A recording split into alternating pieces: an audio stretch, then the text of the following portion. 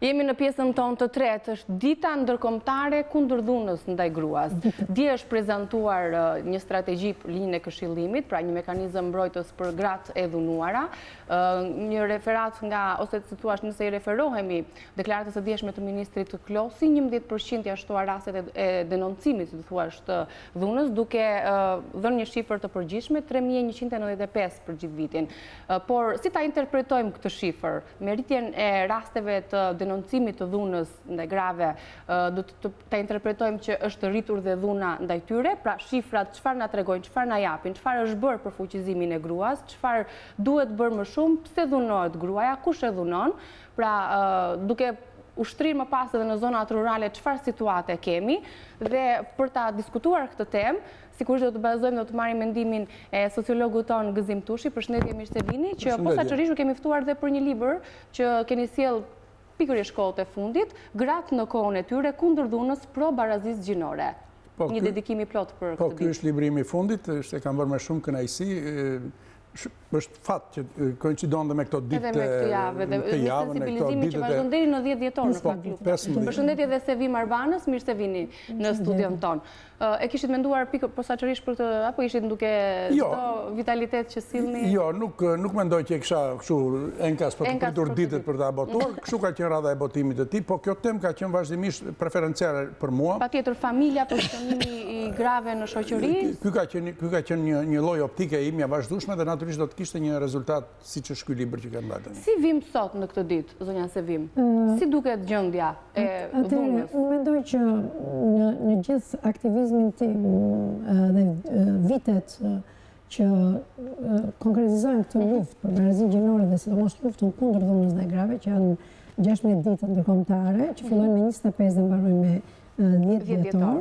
Mua më duket sikur në vite ne gati jemi një lloj. Flasim për dhunën, premtojmë, bëjmë strategji, domethënë dhe jemi shumë optimist në këto ditë. Ndërkohë, gjatë gjithë vitit kemi të njëjtat rezultate. Megjithatë, për hir të së vërtetës duhet themi që sot, për shembull, ne kemi disa armë shumë të forta në luftën kundër dhunës ndaj gruas, siç është ligji, siç është dëshira e mirë që ka ligji, flasim për ligjin kundër dhunës, e para sepse dhuna është vepër penale në ligj, sipas ligjit, së dyti janë disa lloj strategjish që firojnë në kohën e implementimit, firojnë rrugës, edhe nuk është se këto afektojnë të gjithë grupet që janë target i kësaj dhune.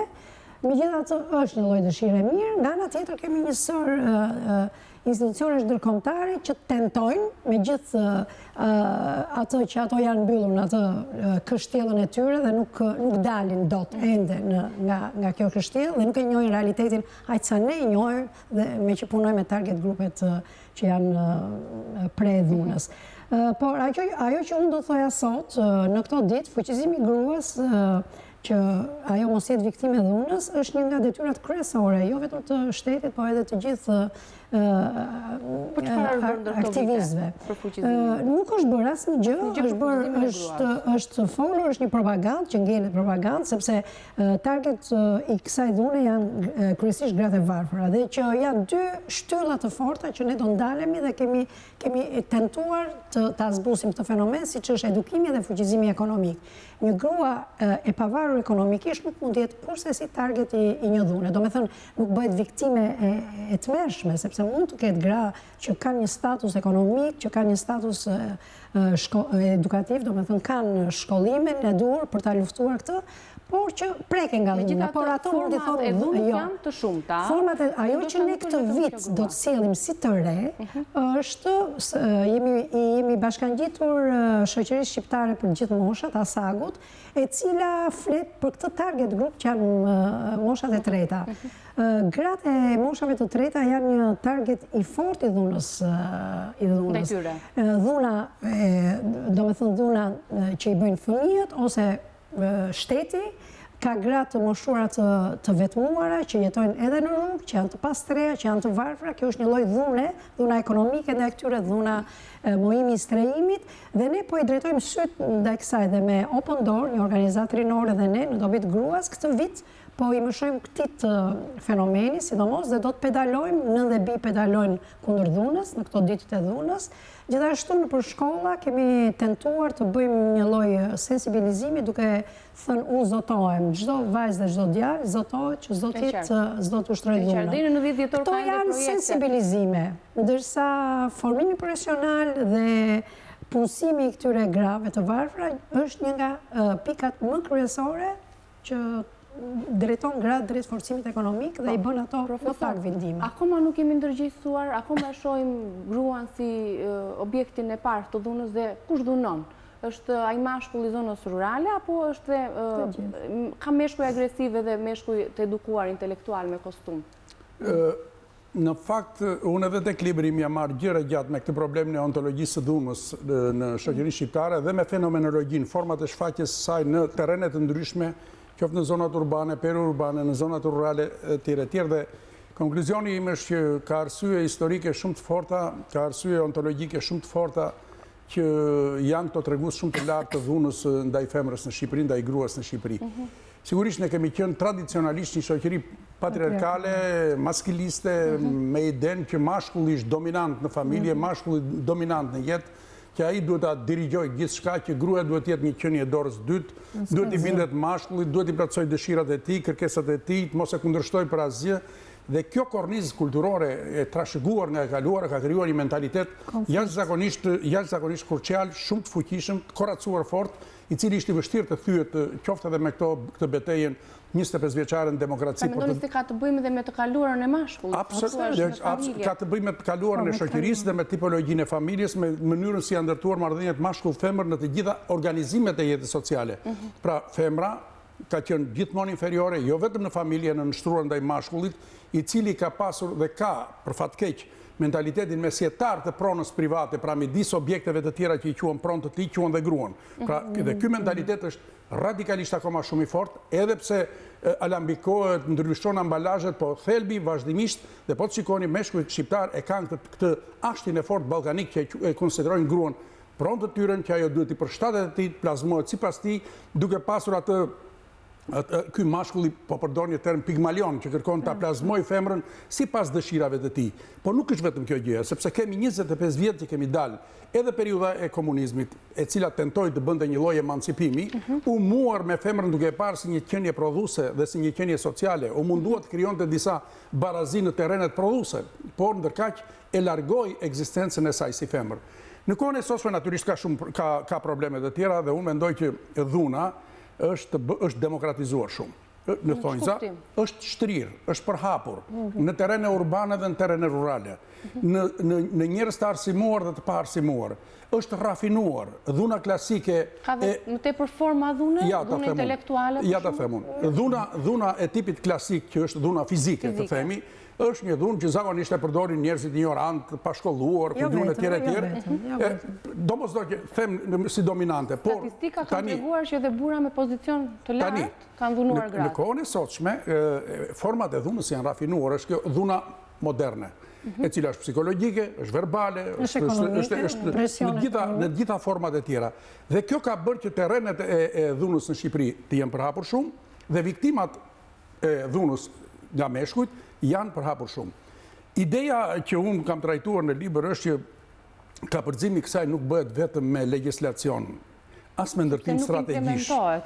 Shikoni, ne duhet të shqetësohemi për një gjë që sa më shumë jemi të angazhuar në këtë betejë kundër dhunës mbi gratë në familje, sepse në familje është kryesisht ku ushtrohet dhuna dhe familja është terreni kryesisht ku obskurantizmi maskilist është i fortë akoma. Dhe sa më shumë ne bëjmë sikur i ndryshojmë gjërat duket sikur ato kanë mbeten ashtu siç janë. Pra do të thotë, nuk duhet të kemi një vetbesim të tepruar, sepse kjo mua më shqetëson si sociolog, që duhet presim çapo bën shteti, po ligjet ku janë, po penalitetet ku janë, po burgjet ku janë, po kjo ku janë, sigurisht. Që nëse më dhunon, sigurisht, ja një minutë. Pa diskutim. Mbetet e pa diskutueshme që dhuna mbi gratë për fat të mirë ka filluar mos konsiderohet më defekt kulturor, por konsiderohet një krim dhe krimi duhet dënohet penalisht. Pra, burri që dhunon femrën partneren, bashkëshorten, të dashurën, nënën, çdo lloj femre që ka marrëdhënie me të, duhet të dënohet si kriminal, sepse është krim.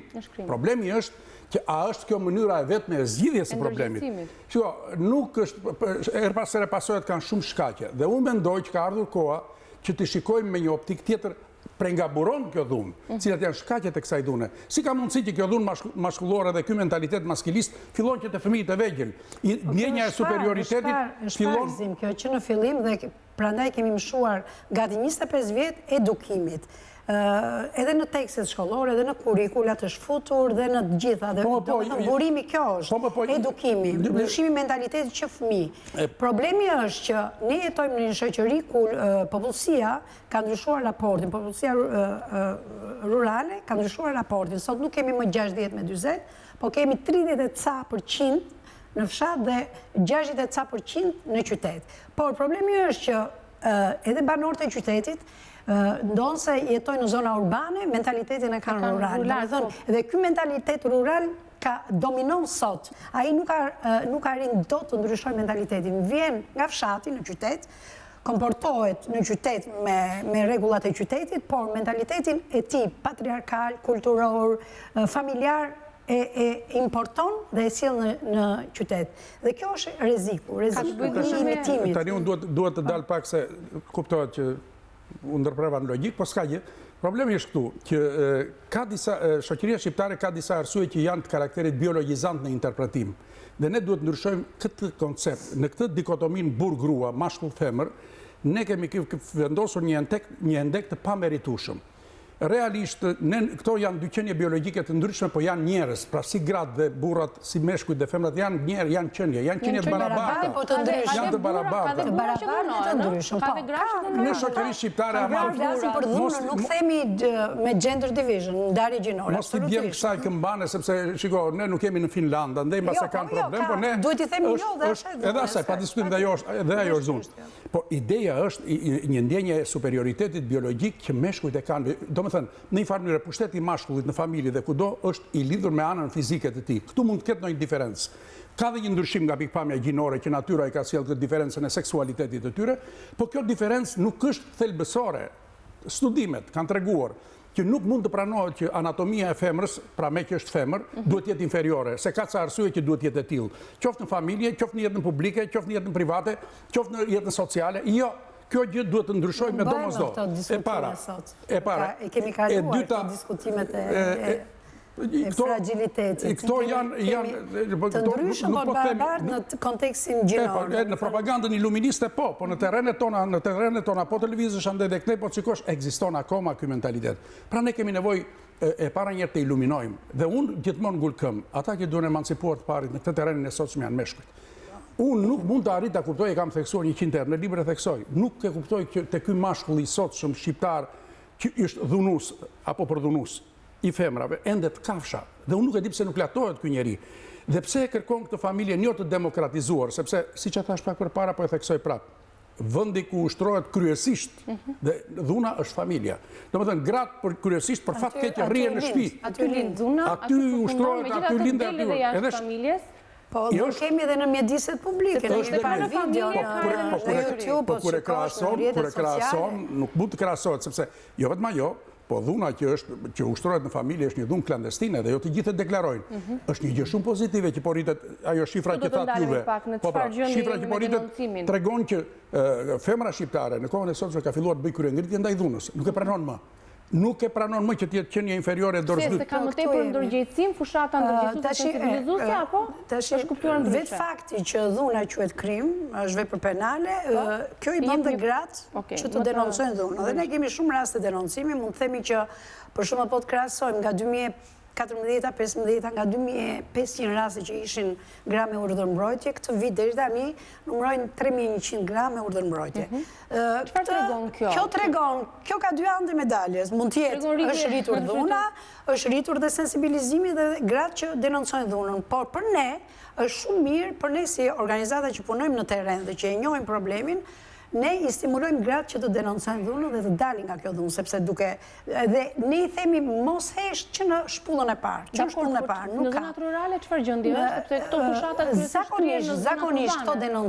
Zakonisht këto denoncime vinë nga zonat rurale. Zakonisht, por në këtë numër, domethënë, ne kemi një statistikë, për shembull, në çdo 2 gra që vinë çdo ditë në organizatën tonë që denoncojnë dhunën, këto janë nga zonat e periferisë të Tiranës, që kanë lëvizur nga fshatra dhe kanë ardhur në Tiranë, nuk kanë punë, janë me nivel arsimor të ullët, zakonisht me të mesme ose të 9 vjeçare, nuk gjejnë punë, kanë kushte ekonomike të tmeshme. Ky është target grupi, domethënë 80% janë këto gra.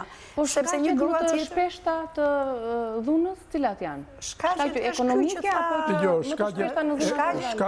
shkaqet janë të shumta. Shkaku është mentaliteti. Unë mendoj që her pas here kur diskutojmë në terrenin shqiptar, po të vini re gjithmonë si shkak të parë nxjerrin varfërinë. Po. Edhe ajo është. Ajo është, por nuk është e tëra, sepse nuk duhet... Jam falë të mbaroj. Ka një gjë, nëse egzagjerojmë një fakt i cili nuk është esencial, ose nuk e mbulon të tërë shkaqet e tjera, bëjmë gabim. Nxjerrim konkluzonet gabuara kur i kemi premisat e gabuara. Sepse unë ju garantoj që ka familjet varfra që mund mos kenë hiç dhunë. Dhe ne jetojmë në një terren shqiptar ku varfëria është akoma prezente, ku kemi familje me ndihmë ekonomike akoma me mira, të cilat jetojnë në kushte në nivelin e varfërisë. Dhe megjithatë, po të vini re, ka dhe familje që kanë solidaritet, kanë marrëdhënie normale. Në të vërtet, unë mendoj që është terreni, arsyet kryesore janë që shoqëria jonë ka një aksh të fortë maskilist, patriarkal. Organizimet sociale të jetës, siç është familja dhe organizimet e tjera të jetës politike, kanë qenë gjithmonë me terrene maskiliste, do më ka dominuar mashkulli, i shkrijuar kjo kulturë e dominimit të mashkullit. Prandaj, terreni i sotshëm shqiptar së pari ka nevojë të ndryshojë konceptualisht. Problemi barazisë gjinore dhe problemi i dhunës në shoqërinë tonë mbi gratë është së pari çështje konceptuale. Nëse nuk ndryshojmë konceptet, nuk ndryshojmë praktikat. Në qoftë se meshkujt do vazhdojnë të kenë këtë mentalitet. Po koncepti ndryshon me ligj. Jo, koncepti ndryshon e para... Absolutisht, koncepti ndryshon me ligj, me masa drastike ndaj dhunusve. Masa drastike ndaj dhunusve. Ndaj ne në këtë fushat, për shembull, do t'i bëjmë një apel prokurorit përgjithshëm, duke filluar që nga Dymishi, janë këmbanat e para të krimit dhe dhunës ndaj grave, që është Erita Abdyli, Fiqiretja e Bërxullës, Trëndafilja, Elisabeta, janë qindra gra tashmë viktima reale të dhunës në familje, deri vjet që kemi rastet makabre të vrasjes së nënës me 2 fëmijë nga një ish gardist, punonjës i shtetit, dhe kjo është pikërisht për faktin që edukimi i burrave dhe grave në shoqërinë shqiptare është shumë i ulët. Vërtet jemi në një shoqëri që ka kaluar në thojza patriarkalizmin, maskulizmin shoqëror, por duke sikur ka bërë një make-up me gjithë ligjet, me gjithë lëvizjet, me gjithë gratë në vendimmarrje, zërin e fortë që kanë gratë në parlament kundër dhunës ndaj grave, sepse kemi aleanca të forta. Gjithsesi kemi ngelur atje në momentin që vriten gratë thjesht si viktima të dhunës, atëherë duhet i bëjmë pyetje vetes, ku qëndron defekti? Ku jemi ne 25 vjetë që ne kemi... Çdo vit bëhen. Dhe ndaj pra fuqizimi gruas, realisht fuqizimi gruas, është hapi parë dhe kryesor dhe krucial për ndryshimin e kësaj situate. Nëse ne nuk do ta fuqizojmë gruan në kontekstin edukativ, shkollor, intelektual dhe në kontekstin financiar, atëherë do të ngelemi aty ku jemi. Një grua më e fuqizuar do të rrit pasigurinë tek mashkulli, të jetë përsëri ai mashkulli. Ka një problem këto, ka disa elemente të dhunës që lidhen me faktin që gratë e kohës së sotshme kanë dëshmuar disa gjëra që kanë qenë të fshehta dhe nuk i kanë dëshmuar në të kaluarën për shkak të terrenit kulturor, që do të ishte qenie inferiore, dorë së dytë respektonte mashkull, e ka pranuar dhe vetë. Pra kulturalisht ka qenë një deformim kulturor i cili ka pas pasoje sociale dhe ekonomike shumë të forta. Sot ka ndodhur ndryshime shumë të mëdha. Gratë e sotshme e para njerë që po them kanë dalë nga biologjia e tyre në kuptimin figurativ, që nuk e pranojnë më që të jenë vetëm në rolin e nënës, të dashurës, të gjyshes, të qenies riprodhuese etj. Disa determinime gjinore që lidhen me biologjinë e saj. Jo e kanë kuptuar këtë gjë dhe ky është një revolucion i madh që po ndodh në shoqërinë shqiptare, që gruaja tani ka filluar ta konsiderojë veten partneret e barabartë, kërkon të jetë konkurruese, kërkon suksesin, kërkon paran, kërkon famën, kërkon të arrijë të gjitha. Dhe madje, po të vini re, po të krahasojmë gruan e sotshme në krahasim me gruan e djeshme, këto mbingarkesat e postmodernitetit në shoqërinë shqiptare janë më të mëdha. Se një grua e sotshme përveç roleve duhet të jetë nën bashkëshorte, me gjithë kërkesat e saj që ka për të demokratizuar këto role në familje, duhet të jetë konkurrente në vendin e punës, se nuk ja fal njeri vendin e punës, duhet të jetë konkurrente në arsim. Dhe kjo ka nxjerrë që gratë e sotshme të krijohet nga një lloj rivaliteti në familje që konvertohet në dhunë. Akoma jo të gjithë meshkujt shqiptarë, se nuk po flasim për ne, se nuk ka tjerë, akoma nuk e pranon femrën e suksesshme në familje. Dhe kjo i shton xhelozin, i krijon probleme, pengesat e tjera. Jo ka një lloj inferioriteti, duket inferior, duket sikur i ka humbur roli mashkullor që ka parë. Kjo duket sikur po kthehet ai në qenie të dorës së dytë dhe një mashkull shqiptare ka afare të kollajshme pastaj. Si reagon këtu, çfarë lloj dhune quhet kjo me këtë lloj pasigurie dhe intelektuale është dhe psikologjike është, dhe kjo pasaj trombit themelet e martesës, dhe kjo është problemi, konvertohet në dhunë. Dhe kjo bën pasaj që një pjesë e grave të detyruara nga një gjendje e tillë, sepse vini re, ka ikur dhe mentaliteti i gruas i bën sakrificë për familjen me çdo kusht, duke shkatëruar dhe personalitetin e saj. Jo. Dhe kjo është një gjë shumë interesante në kohën e sotshme. Prandaj mos e trembemi që rritet në të gjitha rastet që rritet numri i divorcit. Nëse një grua kërkon të ndjek suksesin, famën, karrierën dhe është bashkëshorte e mirë, e denjë, besnike, dhe merret është nënë e mirë, dhe ti kërkon ta frenosh sepse nuk e ndjek dot në rivalitetin tënd. Kjo është rasti kur divorci është zgjidhje. Megjithatë, ne në këto 16 ditët e aktivizmit kundër dhunës ndaj grave në vite, ne nuk kemi folur edhe për dhunën psikologjike. Nuk kemi folur sepse në Shqipëri të flasësh për dhunën psikologjike është pak luks. Është luks që të përballesh edhe ka gra, po ndoshta në periudat të tjera ne do të flasim dhe për këtë lloj dhune aq më tepër. Pavarësisht që ne e bëjmë dhe këtë çdo ditë, por dhuna ndaj grave që vetëm një muaj të ketë një fushat të tillë jo, absolutisht. Ne, domethënë të gjitha organizatat e grave që merren me problemet e grave, gjatë gjithë vitit në mënyrat më vullnetare, edhe duhet ta them këtë sepse nuk ka para për luftën kundër dhunës ndaj grave, në kontekstin që shumë shoqata punojnë pa para dhe në mënyrë vullnetare, vullnetarët e shoqatës punojnë të gjithë ditët e vitit, të gjithë ditët e javës kundër këtij fenomeni. Problemi është që nuk zgjidhet në këtë formë, kjo shërben vetëm për ndërgjegjësimin, për rritjen e numrit të denoncimeve të dhunës, por problemi kryesor ngjelet fuqizimi ekonomik, dhe ne kemi thënë këtë, edukativ dhe ekonomik. Dhe këtë nuk e bëjmë vetëm organizatat, as organizatat ndërkombëtare. Kjo është detyra kryesore e shtetit. Ne kemi një premtim nga qeveria që këtë strategjinë kundër dhunës do ta bëj gjatë gjithë vitit. Shikojmë, kam premtime dhe elektorale. Linja e Këshillimit është shumë mirë sepse do mbuloj gjithë Shqipërinë.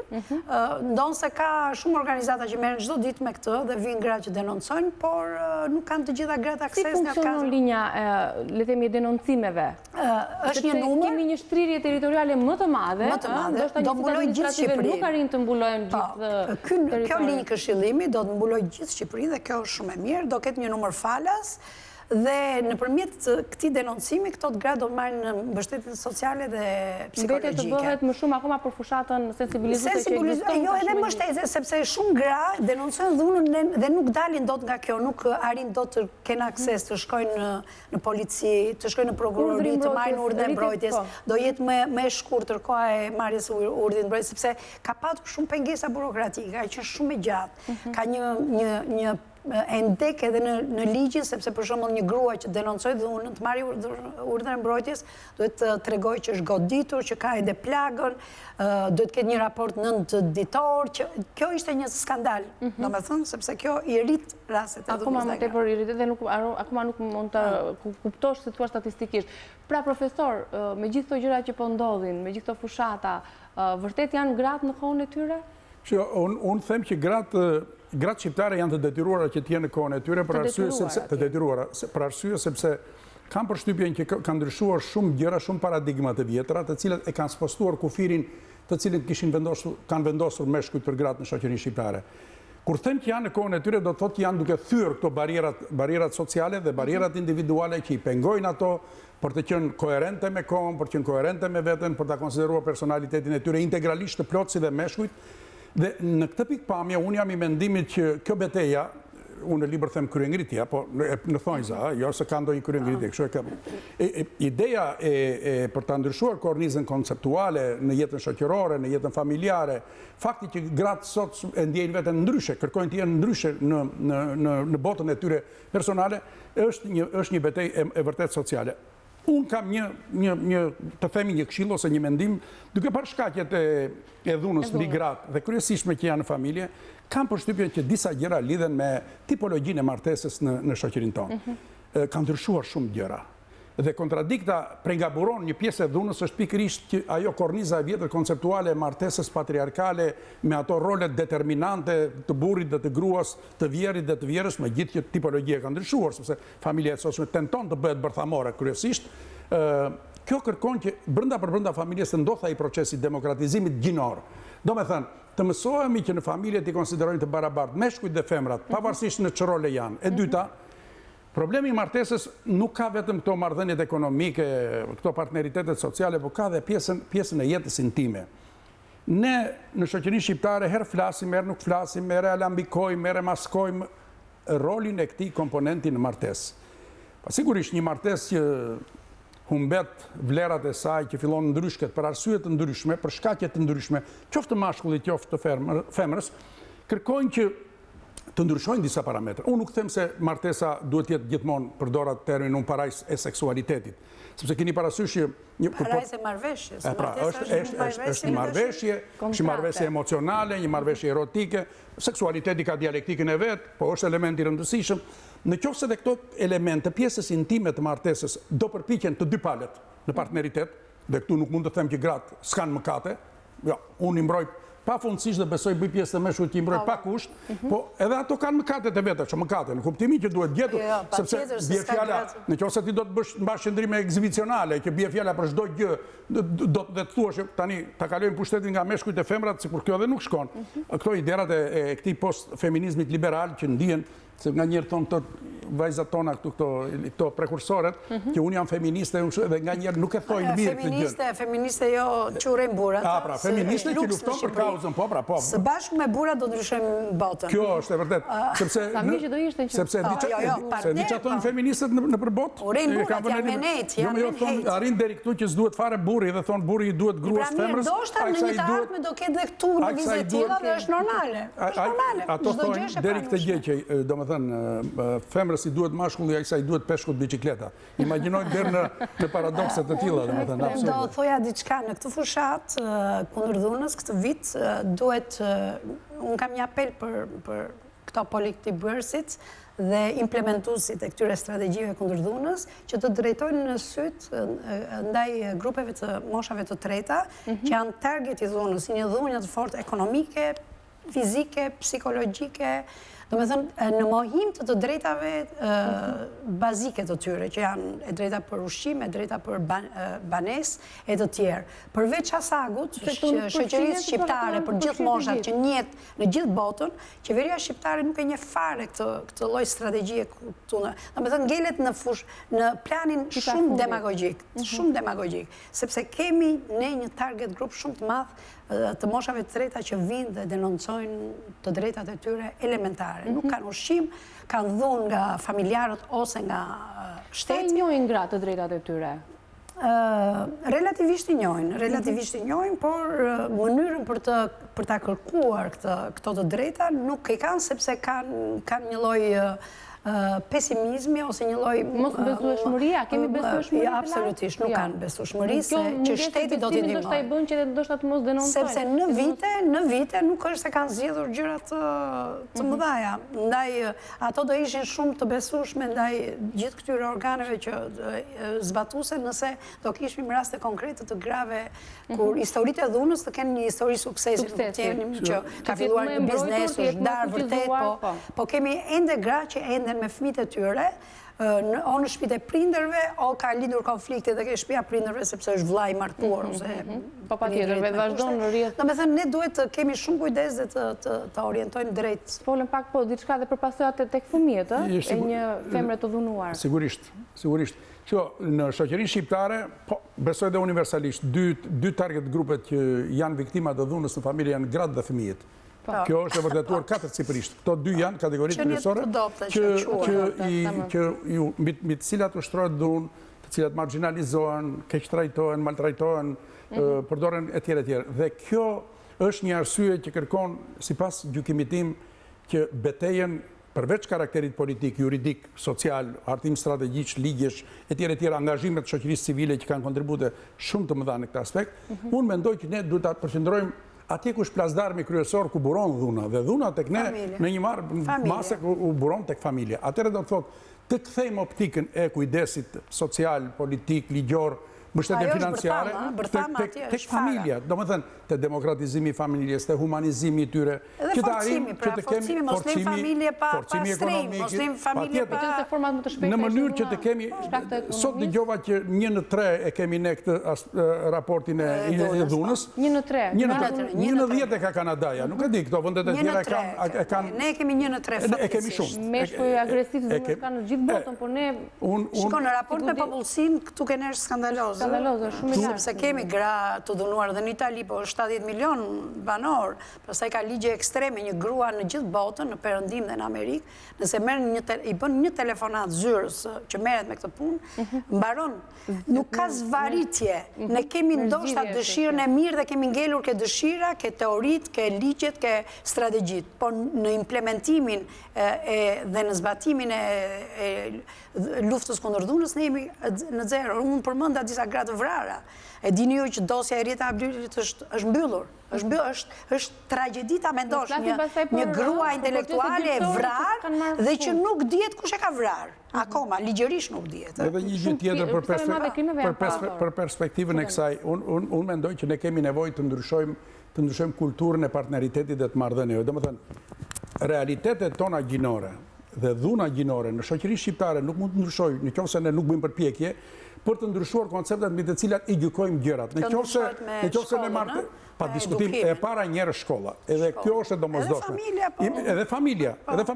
Ne diferencimin mashkull-femër e krijojmë akoma që në familjen tonë. Po ne kemi patur, mos harrojmë, deri në 2000 kemi patur tekste skandaloze në shkolla, që ka ndërhyrë shoqatat. Thotë Miri lexon gazetën, Miri ishte 6 vjeç. Drita fshin me fshes. Domethënë ndarja gjinore dhe paradigmat ekzistonin që atje. Ka ndërhyrë organizatat jo qeveritare që kanë bërë kurrikulat e tjera.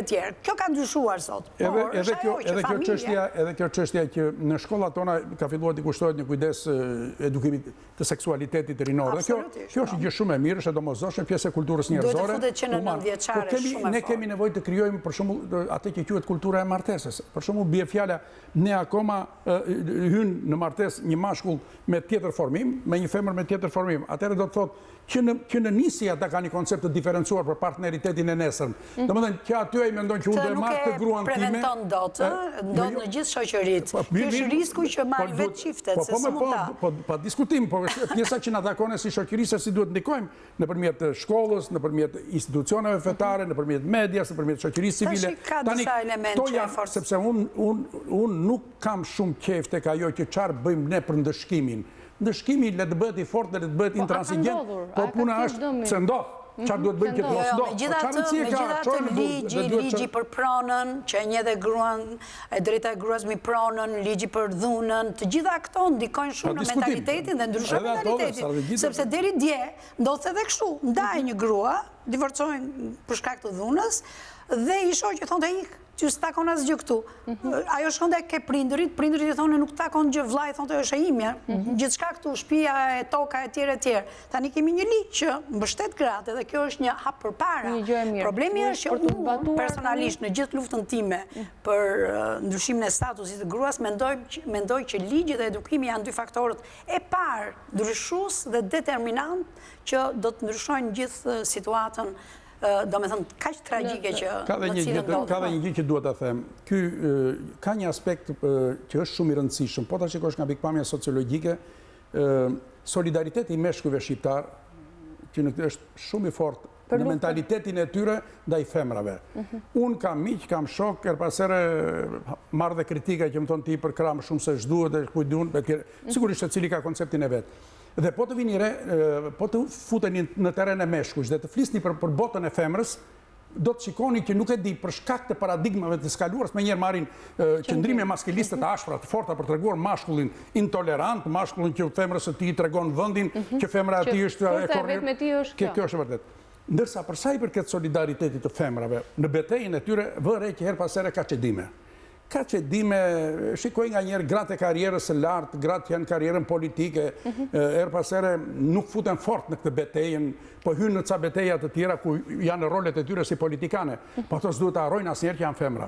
Dhe në një farë mënyrë ato janë prekursore të ndryshimeve politike dhe sociale në këtë vend.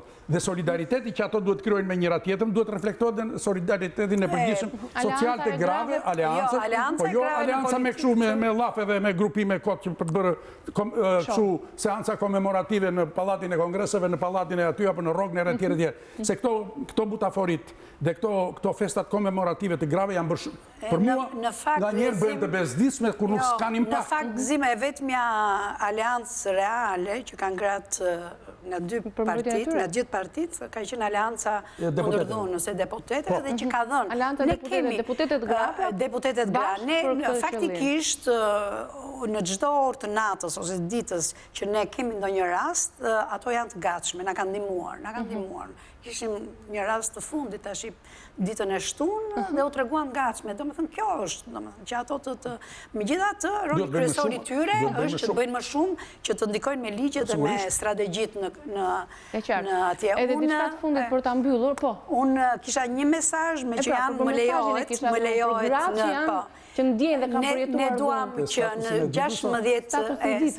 në 16 ditët kundërdhunës ndaj grave në gjithë botën ne kemi një mesazh nëna dhe bija e janë të pedalojmë kundërdhunës në gjithë Shqipërinë. Ne do ta bëjmë Tiranë, Durrës, pedalimit për gjithë brezat. Dhe nën dhe bi themi nuk përjashtojmë dhunën ndaj grave të moshave të treta. Prandaj jemi bashkangjitur kësaj edhe një zotim që do ta bëjnë të gjitha gratë dhe vajzat, studentet, gjimnazistet, unë zotohem. Do jetë një zotim që nuk do ngeret në letër, po do jetë një obligim për ato. Unë zotohem që asnjëherë në jetën time nuk do të ushtroj dhunë ndaj fëmijëve, ndaj grave, ndaj burrave, ndaj pa dallim seksi. Profesor Thia, dhe mesazhi juaj? Mesazhi im është për meshkujt. Për meshkujt? Absolutisht po. Ngul këm në libre kam thënë që shoqëria shqiptare ka nevojë të emancipojë meshkujt. Gjithë kjo betejë ka vetëm një pengesë. Konceptet maskiliste, qëndrimet që mbajnë meshkujt ndaj femrave të tyre, ndaj partneres, ndaj të dashuras, ndaj nënës, ndaj gjyshes, gjithë këtij kordoni femëror, i cili ka të drejtat e veta dhe duhen respektuar nga meshkujt në të gjitha rolet dhe pozicionet që ato janë. Si e dashur, si bashkëshorte, si nënë, si gjyshe e tjerë, si shoqe, pa diskutime në gjitha aspektet e tjera. Dhe në këtë pikpamje them që meshkujt duhet të kapërcejnë atë Rubikonin e burris, e konceptit të vjetër të burris. Ajo burri ka vdekur, ka marrë fund, është një fosile, është një gjë e shëmtuar. Prandaj edhe mashkulli ka nevojë të bëhet modern dhe bëhet modern duke qenë në partneritet me femrën e tij në të gjitha këto lloje të pozicioneve. Faleminderit për mesazhet tuaja. Thuajini dhe juve stop dhunës, duani femër, respektoheni, mos e dhunoni. Kalofshi bukur.